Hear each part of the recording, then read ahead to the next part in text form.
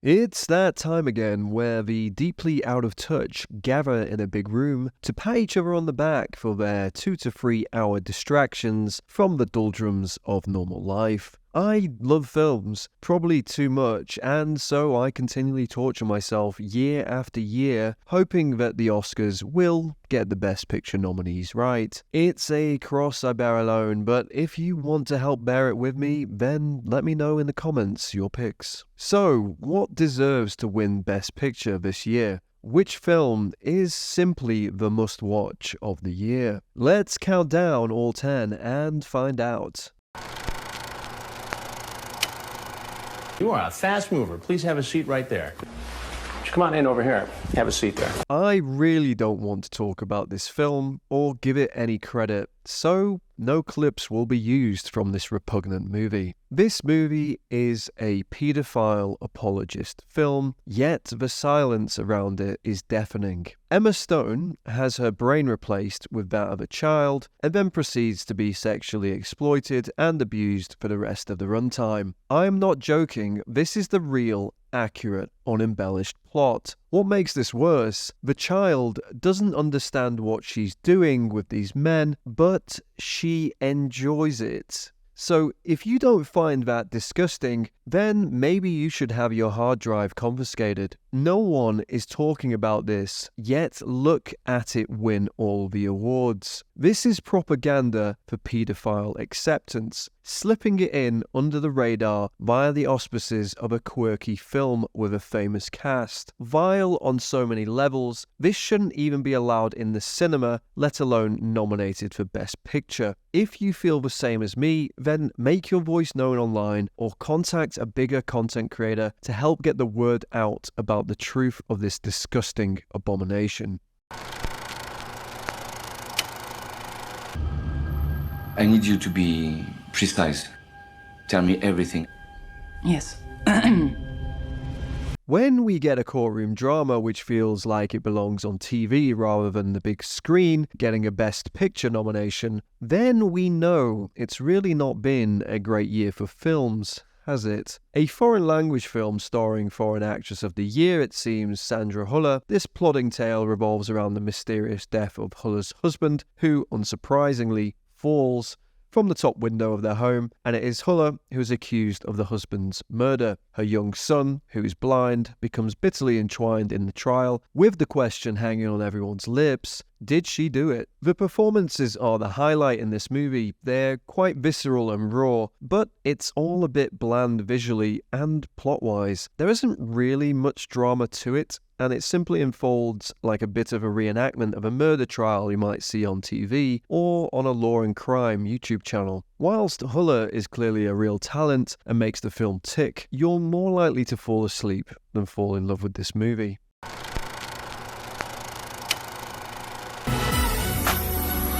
Can I come to your house tonight? Sure. I don't have anything big planned, just a giant blowout party with all the Barbies and planned choreography and a bespoke song. You should stop by. So cool. Okay, it really hasn't been a great year for films. Barbie is a completely confused mess of a movie, contradicting itself constantly about what its message is, and concluding that inequality is the best outcome as long as it is women who are on top. Avoiding any unifying resolution to the stupid men versus women issues of modern society, it instead focuses on perpetuating unhelpful narratives that are dreamt up by blue-haired sociology students. Whilst brave in its garish visuals and adaptation of the world of Barbie, there is no denying the film is still just one big massive product placement and further emphasizes the issues with the film's bizarre messaging. It is, however, in an even more baffling turn of events, Ken and not Barbie who steals the show and has all of the best lines and parts in the film. Barbie herself is as lost as the writers and director, who clearly had no idea what they were trying to say. Worth watching for Ryan Gosling's Ken and the musical number, but there is little to be proud of here. There's a word in Korean, 인연. It means providence or fate.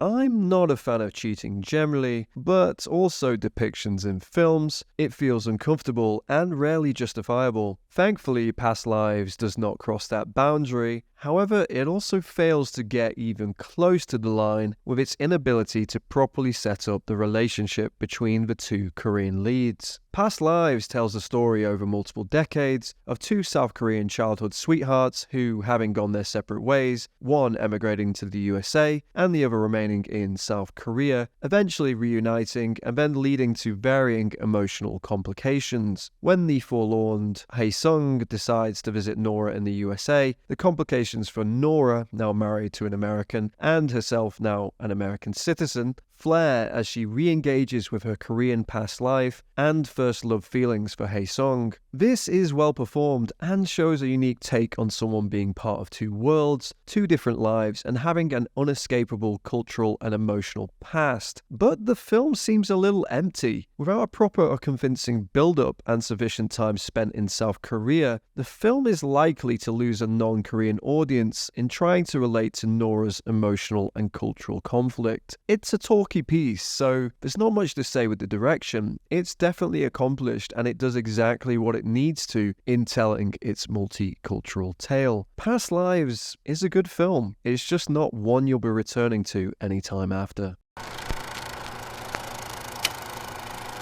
If summer doesn't sing in you, then nothing sings in you. And if nothing sings in you, then you can't make music. Something she told me. Bradley Cooper seems to be becoming a bit of a one-man army and getting more and more respect for his increasingly brave endeavors. Directing, writing, and performing as the lead in this Leonard Bernstein biopic, Cooper is excellent, showcasing Bernstein as a real maverick genius with some lifelong internal struggles, which ultimately affected his marriage on a deep level. And it is the marriage and the relationship with the outstanding Carey Mulligan, my bet for Best Actress, that is the real draw and highlight of this film. Their dynamic is fantastically relatable, real and engaging that you love every second they take up on the screen together. Cooper brings forth a fantastically nuanced script in respect of its dialogue and cleverly uses Bernstein's own music for the soundtrack, ultimately making this a really accomplished piece. Cooper also really shines in his direction with some really fun transitional sequences which remind you of many golden era musicals and also 2015's Best Picture winner Birdman. However, it doesn't really say a lot on a deeper level and falls into the biopic trap of just being a and then this happened and then this happened kind of film. But isn't that just real life? The Osage. They have the worst land possible. But they outsmarted everybody. The land had oil on it. Black gold. Money flows freely here now. Scorsese fails to hire a proper editor again and releases another film longer than it'll take Elon to get to Mars. Another fantastic cast, masterful direction and visuals. It sets itself up to be a hit, but in essence, these are the things that barely keep this film together. The plot is disappointing and a complete bait and switch from the intriguing trailer. The film's greatest sin, however, is that it overstays its welcome by a full hour. Even Leo and De Niro can't do enough to keep you interested. Scorsese can do what he wants, and he clearly does at this point, but if you're looking for an engaging and sharp movie that doesn't overstay its welcome despite a long running time, then Oppenheimer is your best bet. Technically accomplished, however, this is not a great movie from an audience standpoint. What really struck me was that too few books were about my people. Where are our stories? Where's our representation? Would you give us the pleasure of reading an excerpt?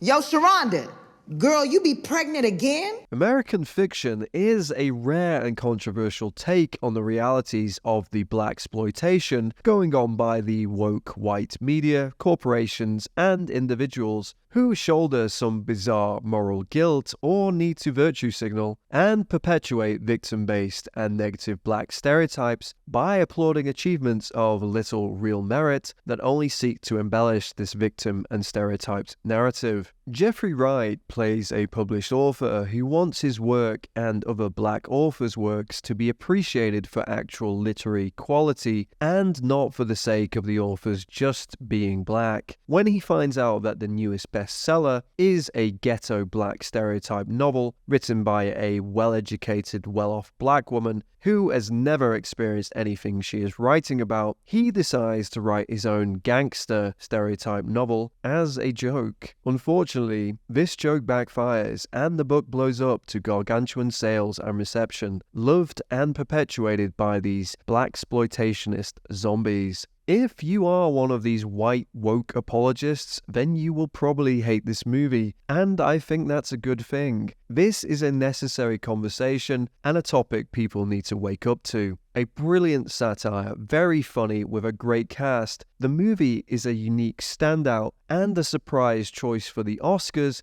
given their obsession with dishing out awards for diversity's sake rather than merit. The only downside to the movie is the side plot of the family drama seems to only exist as a foil to fill the runtime and allow the director and writers to make their poignant and rarely acknowledged message. Highly recommended.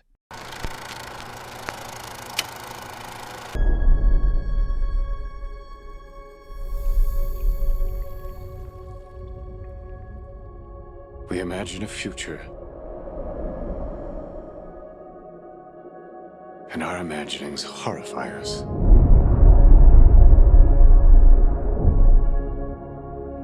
Unlike Killers of the Flower Moon, Oppenheimer makes a 3-hour movie feel like 1.5. Wickedly paced, sharply edited, and with purposeful and engaging dialogue, time flies, which is its biggest compliment. A 3-hour movie of talking and building an atomic bomb that is interesting on a visual and performance level. You have to applaud Christopher Nolan and give him his flowers here. The cast is a who's who of Hollywood and is led by a tremendously powerful performance by Cillian Murphy, who somehow makes theoretical physics kinda sexy, whilst missing a trick to engage with the Japanese experience and almost being an apologist film for the necessity of the bomb drops in Japan. It still takes you on a fascinating retelling of the race to build the first atomic weapon and also Oppenheimer's latest scapegoating by the American government. It's an essential watch and easily one of the best movies of 2023.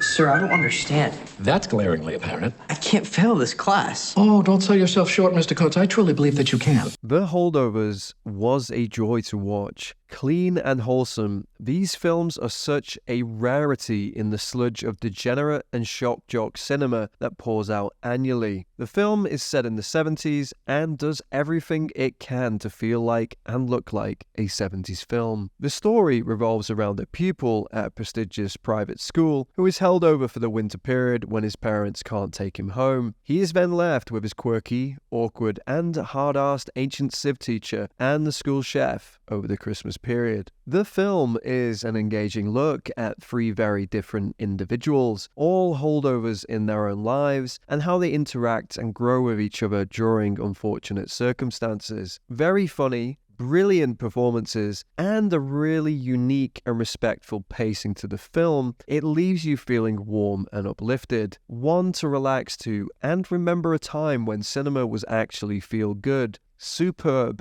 and a must-watch. Ja, die Azaleen da. Hier gibt es auch Gemüse. Bisschen Kräuter, auch Rosmarin. Hier ist rote Beete. Das ist Fenchel. Die Sonnenblumen hier.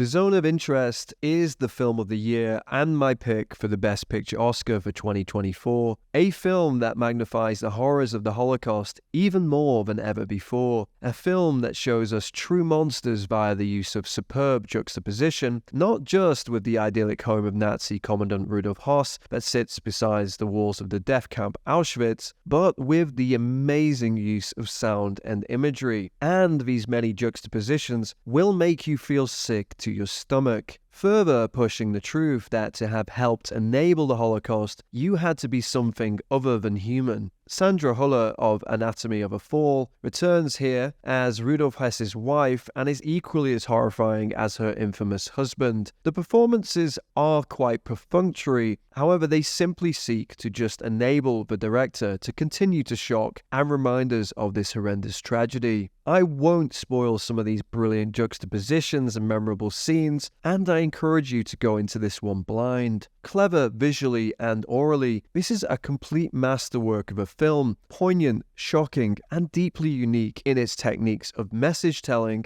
There is no denying that this film stands out as the best film of 2023. This is one you cannot miss. And so there you have it, my countdown of the Best Picture nominees, with The Zone of Interest stealing the gong in my eyes. Let's see what happens at the real event, but I'm sure we're all going to be disappointed. If you like the video, please like, share, and subscribe, and please let me know your thoughts on the nominations and what you think deserves to win the Best Picture Oscar this year.